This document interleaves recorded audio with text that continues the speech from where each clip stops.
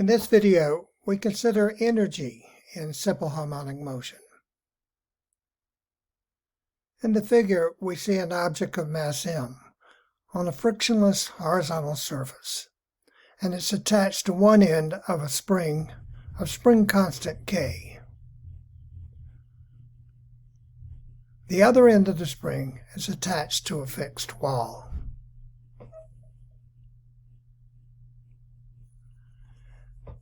As the object oscillates,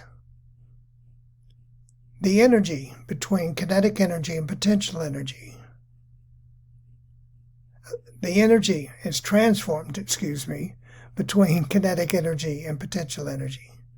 But the mechanical energy, which is the sum of the two, doesn't change. In the plot, we show in the blue curve the potential energy function, which has maxima at plus or minus the amplitude, and as a minimum at x equals 0.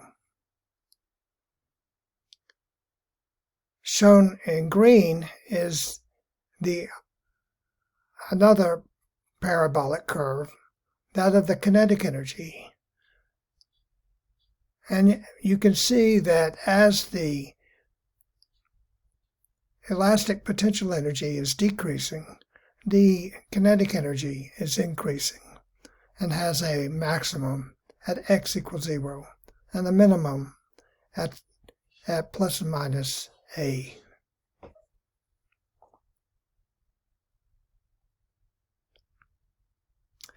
This is a conservative system, which means that there's no external forces acting on it, and then the total mechanical energy is a constant equal to 1/2 mv squared for the kinetic energy and 1/2 kx squared for the potential energy. When x is equal to plus or minus a, this is equal to just the potential energy, which is equal to minus Ka squared. And when x is equal to 0, the total energy is just equal to the kinetic energy part, 1/2 m v max squared.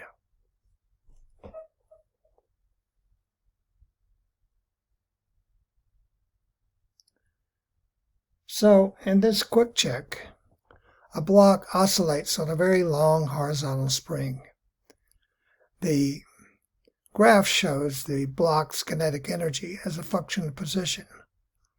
What is the spring constant? Well, we see from the graph that at x equals 0, the total mechanical energy is equal to the maximum kinetic energy. And you can read from the graph that's equal to 8 joules, which is equal to 1/2 K times the amplitude squared.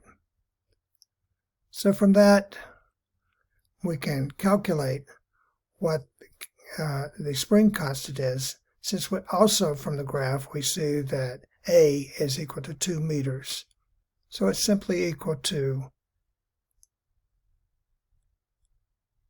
16 joules divided by 2 meters squared, or 4 newtons per meter.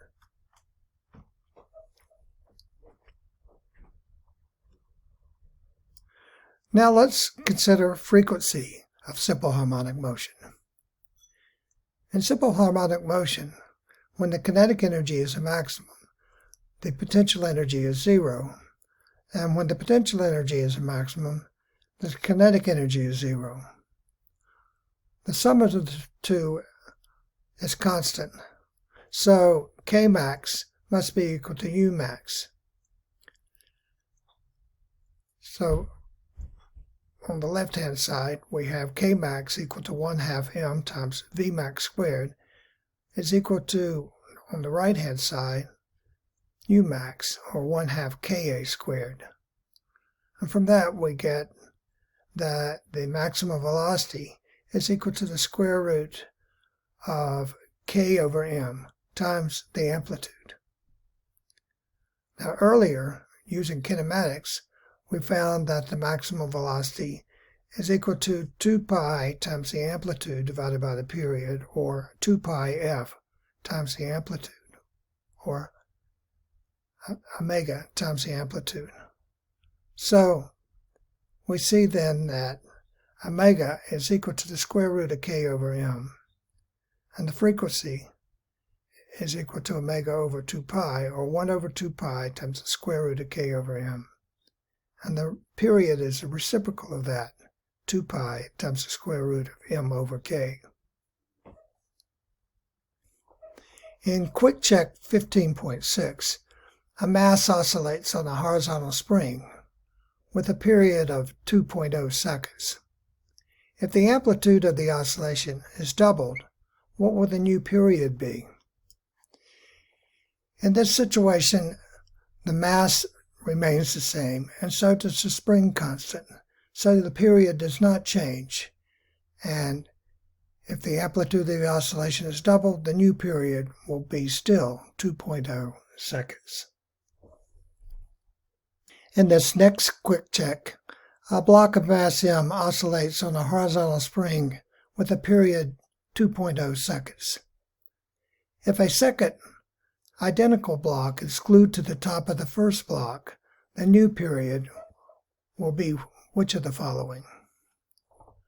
Well, the answer is D, 2.8 seconds, because the period is proportional to the square root of m.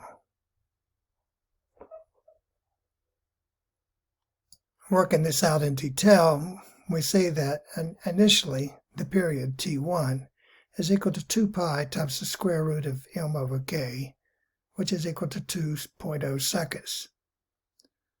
Then when we double the mass, T2 is equal to 2 pi over the square root of k times the square root of 2 times m, or equal to the square root of 2 times T1. And when you multiply that out, you get 2.8 seconds.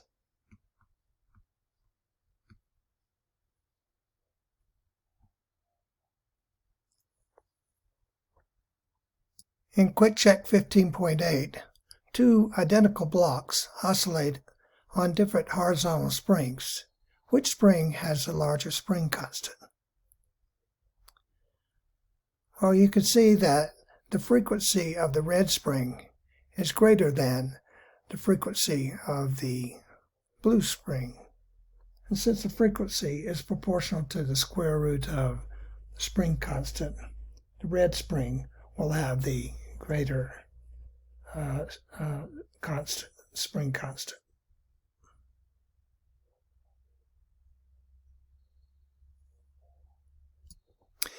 In example 15.4, we'll use the principle of conservation of energy.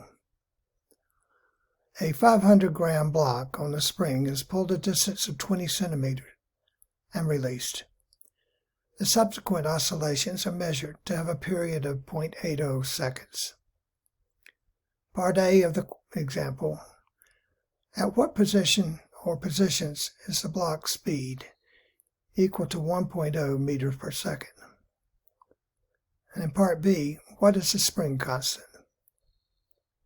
In this example, we'll model the motion as simple harmonic motion, and energy is conserved.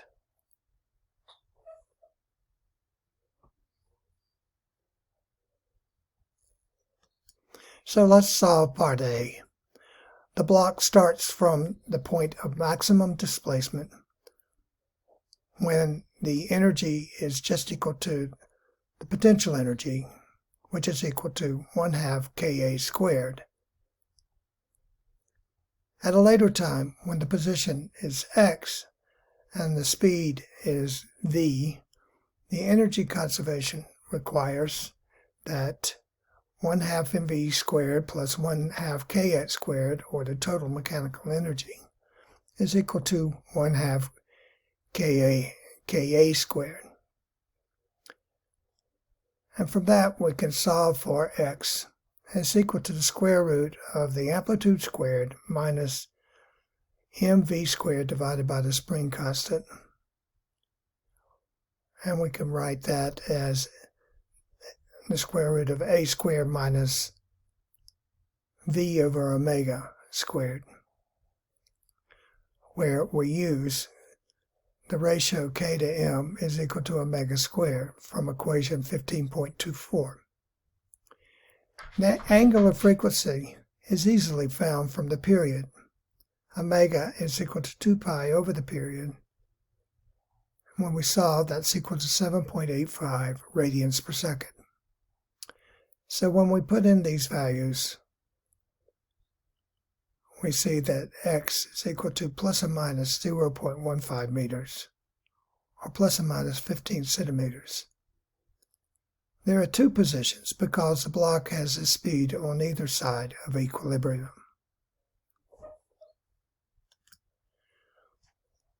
Solving part B, although part A did not require that we know the spring constant, it's straightforward to find it from equation 15.24.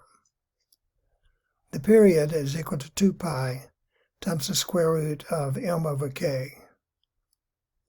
So solving for k, that's equal to 4 pi squared m over the period squared. And then putting in the numbers, it's equal to 31 newtons per meter. And that concludes this video.